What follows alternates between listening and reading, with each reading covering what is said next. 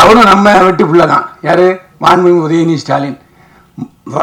துணை முதல்வரையும் கூப்பிட்டுங்க, ரெட்ஜெண்ட்டையும் கூப்பிடுங்க, சன் பிக்சர்ஸையும் கூப்பிடுங்க, இயக்குநர்களையும் கூப்பிடுங்க, தயாரிப்பாளையும் கூப்பிடுங்க. உட்கார்ந்து பேசுங்க. ஒரு 3 நாள்ல தீர்வு வருதா இல்லையான்னு பாருங்க.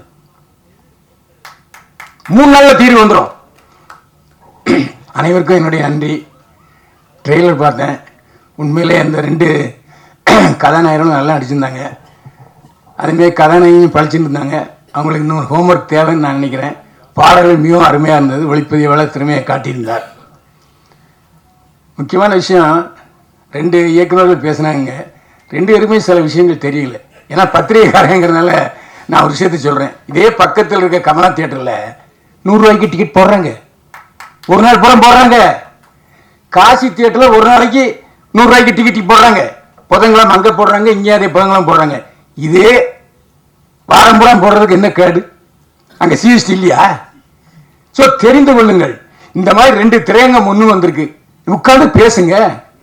எதுக்கு புரோக்கர் நம்புறீங்க? இது ஒரு கேள்வி.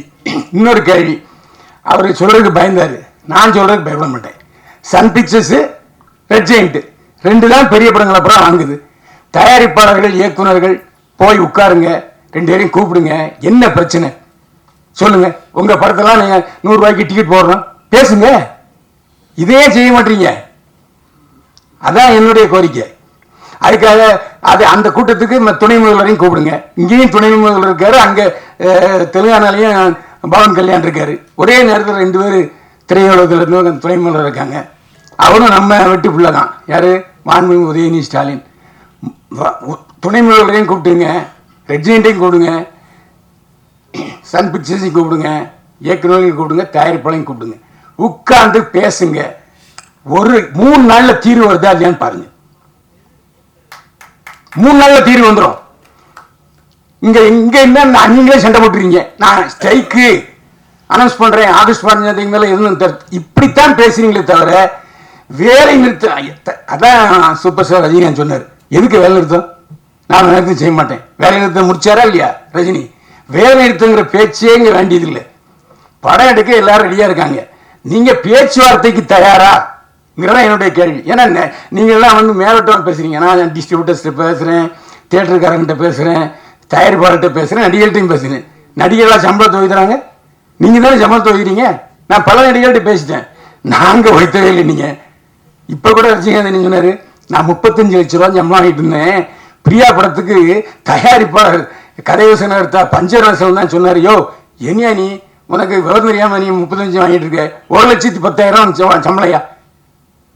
அவர் வாங்கிட்டு இருந்தது 35,000 வாங்கிட்டு இருந்திருக்காரு. 1 லட்சம் ரூபா கொடுத்தாரு முதல்ல பிரியா. இது ரஜினிகாந்தே சொல்றாரு. அப்போ நீங்க தான் சம்பளத்தை ஏத்துறீங்க. போட்டி போட்டு 4 பேர் போறீங்க, ஏத்துறாங்க. டிமாண்ட் இருக்கும்போது விற்கதானே செய்வாங்க. அதுக்கே நடிகர்களை குறை சொல்றீங்க. இந்த 2 பேர் சிம்புவும் தனுஷும் பேச்சு வார்த்தைக்கு படம் தயாரிக்கிறாங்களா இல்லையா? எந்த பிரச்சனையும் பேச்சுவார்த்தையில் தான் தீர்க்க முடியுமா தவிர இதுல இருந்து நான் ஸ்ட்ரைக் பண்ண போறேன், அது பண்ண போறேன்னு சொன்னா சொல்லாதீங்க. இன்னொன்னு, யூடியூபர்கள் இந்த காலத்திலையும் என்ன பொறுத்த வரைக்கும் நான் உண்மையை தான் பேசுவேன். நல்லா இருக்கு நல்லா இருக்கு நல்லா நல்லா தியேட்டருக்கு போகாதேன்னு சொல்லியிருக்கேன். எந்த யூடியூபர் சமாளிச்சு விமர்சனம் பண்றாங்க? எப்ப இந்த 80 ரூபாய் சமாளிச்சு நல்ல படம் நல்லா இல்லாத படத்துக்கு யாருக்காவது நல்லா இருக்குன்னு சொல்லிருக்கீங்களா? அந்த குற்றச்சாட்டை வாபஸ் வாங்கிங்க. நீங்க நடிச்ச படமே வெளிவரல, அதுவும் எங்களுக்கு தெரியும். ஆனா இப்பதான் நம்ம அவங்க காட்டுறேன்னு சொல்றீங்க. நாங்களாம் இருக்கோம்யா. நீங்க கதாநாயகன் நடிச்ச படம் வந்துச்சா? யார்கிட்ட கதை விடுறீங்க? இதெல்லாம் ஏன்ட்ட வேண்டாம். என்ன பண்ண, நான் இன்னைக்கு எனக்கு 73 வயசாச்சு. 52 வயசு இதுலயே தான் கழிச்சிருக்கேன். இதுல வேற ஜெயலலிதாவோட பயணிச்சிருக்கேன், எம்ஜிஆரோட பயணிச்சிருக்கேன். இப்ப நீங்க உங்களுக்கும் அரசுக்கும் ஒரு கேப் ஆகி போச்சு. அந்த இடைவெளியை நிரப்புங்க. நீங்க ஏன் போய் பேச மாட்டீங்க? நீங்க கூப்பிட்டா வர மாட்டாங்களா? நாளைக்கே தயாரிப்பாளர் சங்கம், இயக்குனர் சங்கம், விநியோக சங்கம், லொட்டு லூசுக்கு எல்லாம் போய் நீங்க கூப்பிடுங்க. உதயநிதி மாண்புமிகு உதயநிதி ஸ்டாலின் வரமாட்டேன்னு சொல்லுவாரா?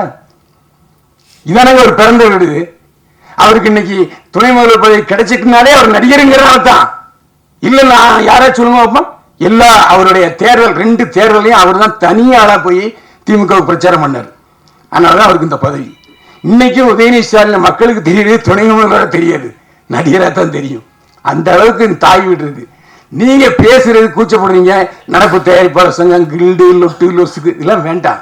எல்லாரும் ஒருங்கிணைத்து ஒரே குரலா நான் சொன்னது கமலா தியேட்டர்லையும் காசி தேட்டர்லையும் 100 ரூபாய் டிக்கெட்டு அன்னைக்கு ஃபுல் ஆகுது. 4 ஷோ போடுறாங்க, 4 ஷோ ஃபுல் ஆகுது.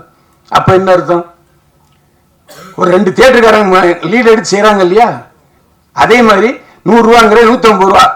எம்ஜிஆர் நான் அடிக்கடி சொல்றேன், அதாவது சஃபயரு, அப்புறம் கேசினோ, இன்னும் ஒரு 5-6 தியேட்டர்ல இங்கிலீஷ் படம் தான் போட்டே இருந்தாங்க.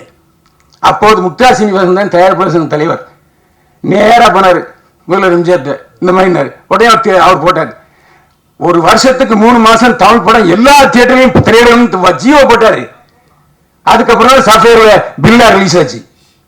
இந்த மாதிரி அரசுக்கும் நம்ம திரைப்பட தொழிலுக்கும் ஒரு அணுக்கமான நுணுக்கமான தொடர்பு இருக்கணும். இருந்தா நிச்சயமா அந்த காலத்துல 7 படம் வந்து 7 படம் ஓடலையா? நீங்க தானே சொன்னீங்க 7 படம் ஓடிச்சுன்னு. 7 படத்துக்கு தியேட்டர் இருந்தது இல்ல. எனக்கு தெரிஞ்சு ஒரே நல்ல தீபாவளியில 4 படம் பார்த்திருக்கேன். பிரச்சனை எம்ஜிஆர், நடிகர் சிவாஜி கணேசன், ஜெய்சங்கர், முத்துராமன் 4 படம் பார்த்திருக்கேன் ஒரே நாள்ல 4 ஷோ. அப்படிலாம் பார்க்கறதுக்கு ஜனங்க இருக்காங்க. என்ன நீங்க சொன்ன மாதிரி எல்லா கேவலம் 360 ரூபா கொடுத்து ஒரு இந்த ஸ்நாக்ஸ் வாங்கினா ஒரு நேரம் சோழ பார்த்து அந்த அளவுக்கு விலை 250 ரூபா 300 ரூபா. அதெல்லாம் நீங்க தியேட்டருக்காரங்களுக்கு உட்காந்து இதெல்லாம் குறைங்கப்பா, இதெல்லாம் அதிகம், அவங்க செலவாகுதுன்றாங்க. நான் தான் திரும்ப சொல்றேன், காசி தியேட்டர்லையும் கமலா தியேட்டர்லையும் 100 ரூபாய்க்கு போடுவதற்கு தயாராக இருக்கும் பொழுது 150 ரூபா அவங்க தயாராக இருக்க மாட்டாங்களா? சரி வேண்டாம், பெரிய படங்கள் வரும்போது போட்டுங்கப்பா. மீதி ஒரு வருஷத்துல எத்தனை பெரிய படங்கள் வருது? 10 வருமா? அதுக்கு மட்டும் விட்டுருங்க. மற்ற பூரா நீங்க வந்து இந்த பாதி செல்லக்குட்டி படுறதுக்கு கொடுங்கன்னு கேளுங்க. தியேட்டருக்காரன் மாட்டேன்னுவாங்களா, இல்லாட்டி விநியோகஸ்தர் மாட்டேன்பாங்களா, அரசாங்கம் மாட்டேன்னு சொல்லுவாங்களா? அதுவும் ஜிஎஸ்டி இருக்கு இல்லையா? 100 ரூபா டிக்கெட்ல ஜிஎஸ்டி இருக்கு, இல்லாம இல்ல. ரேஷியோ குறைவு, அவ்வளவுதான். அதனால நாம உட்கார்ந்துக்கிட்டு நாங்க தயாரிப்பாளர் சங்கம், நாங்க ஒரு ரூட்ல போவோம், தயாரிப்பாளர் சங்கம் அவங்க ஒரு ரூட்ல போவாங்க, சின்ன தயாரிப்பாளர் சங்கம் அவங்க ஒரு ரூட்ல போவாங்கன்னா புரோக்கர்கள் தான் வாழ்வார்கள். நான் தான் சொல்றேன். இன்னைக்கு ரெட் ஜெயண்ட் மற்ற சன் பிக்சர்ஸ்ல உடனே இங்க ஒரு 10-100 தியேட்டர் கிடைக்குமா? புரோக்கர் தான் தேடி போறீங்க. ஏன் அவங்க நேரடியாக தியேட்டருக்காரங்கிட்ட உங்களோட பேசுறதுக்கு வசதி இல்லையா? அதுக்கு ஒரு அமைப்பு அமைங்க. தியேட்டர் அதிகாரிகளும் பேசுவதற்கு ஒரு அமைப்பை நீங்களே அமைங்க. யாரும் மாட்டேன்னு சொல்லுவாங்களா? இன்னைக்கு அவங்க உட்காந்துட்டு ப்ரெஸ் மீட் பண்றாங்க. எங்களுக்கு பத்தலை, இன்னும் ஏற்றி கொடு. எங்கே போய் இப்போ ஏற்றி கொடுக்குறது?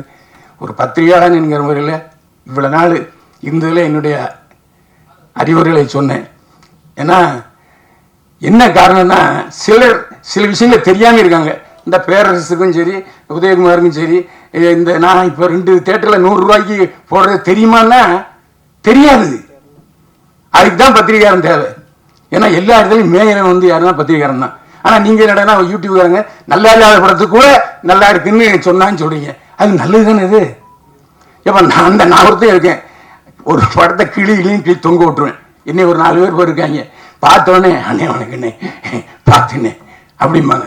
அப்படிப்பட்ட சூழ்நிலை யூடியூபர்கள் இன்னைக்கு எல்லா படத்தையும் பாராட்டி எழுதுறாங்கன்னா உற்சாகப்படுத்துங்க. நீ ஏன் நல்ல படத்துக்கு இல்லை ஒரு தடவை பார்க்கலாம்னு சொல்லிட்டு அந்த விமர்சனத்தை வைக்காதீங்க. தயவு செஞ்சு பத்திரிகைக்காரங்க எல்லாருக்கும் தெரியும் எப்படி விமர்சனம் எழுதுறது, எப்படி விளம்பரம் வாங்குறது, எப்படி ப்ரொஜெக்ட் பண்ணுறதுன்னு தெரியும். அதனால் நீங்கள் தயவு செஞ்சு உங்கள் சினிமாவில் நல்ல படம் எடுங்க. ஓடுற படம் ஓடாத படம் 2 தானே. இன்னைக்கு ஓடிடிங்கிற ஒரு தளம் இருக்குது. அந்த ஓடிடி தளத்தில் பேசுங்க. ஓடிடி தளம் 4 தளம் இருக்கு இல்லையா? அவங்ககிட்ட பேசுங்க. முன்னாலேயாச்சும் சென்னை தமிழ்நாடு ரிலீஸு இல்லைன்னா சிலோன் ரிலீஸு. சிலோன் தான் விற்பனை, அவ்வளோ விற்பனை. எம்ஜிஆர் படம் சிவாஜி படமும் சிலோனா 100 நாள் ஓடும். ஓடிடி தளம் இப்போ திடீர்னு ஸ்ட்ரைக் பண்ணுறான், மாட்டேங்கிறான். அவன் சிவப்பு கொடி காமிச்சிட்டான். ஸோ அவங்கள கூப்பிட்டு உட்கார வச்சு என்ன அவங்க பிரச்சனை, சின்ன படங்கள் வாங்குங்க, பேசுங்க. அதுதானே உங்களுக்கு நன்மையை பயக்கும். வியாபார ஸ்தலங்கள் இப்போ சினிமா தியேட்டரில் ஒரு வாரம் இப்போ எதுக்கு சினிமா தியேட்டரில் வந்து திடீர்னு 3 நாள் சக்ஸஸ் மீட் வைக்கிறாங்க தெரியுமா? ஓடுற படத்துக்கும் சரி ஓடாத படத்துக்கும் சரி 3 நாள் சக்ஸஸ் மீட். என்ன காரணம்னா ஓடிடி பிரச்சனை இருக்கு. ஓடிடியில் அந்த தளத்தில் இந்த சக்ஸஸ் மீட் வச்சா தான் நிறைய பப்ளிசிட்டி ஆகுதுங்கிறனால தான். இதெல்லாம் தயவு செஞ்சு நீங்கள் அதை யோசிச்சு முடிவெடுங்க. நன்றி, வணக்கம். ரௌத்ரம் நிறைந்த பேச்சுக்கு நன்றி சார். அடுத்ததாக 60க்கும் மேற்பட்ட படங்களை இசையமைத்தவர்